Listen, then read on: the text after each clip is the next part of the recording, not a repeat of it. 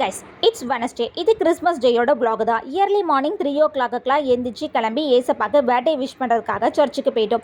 Early morning சர்வீஸோட பெனிஃபிட்டே church முடிஞ்சு யாரும் வெறுங்கையோட வீட்டுக்கு போகக்கூடாதுன்னு சொல்லிட்டு இந்த ப்ளம் கேக் தருவாங்க, அதுக்காகவே போகிறது. அப்படியே காலையில் இந்த சூரியனுக்கு ஒரு வணக்கத்தை போட்டுட்டு கிறிஸ்மஸ் அவுட்ஃபிட்டில் நிறைய ஃபோட்டோஸ்லாம் எடுத்துகிட்டு இருந்தேன்.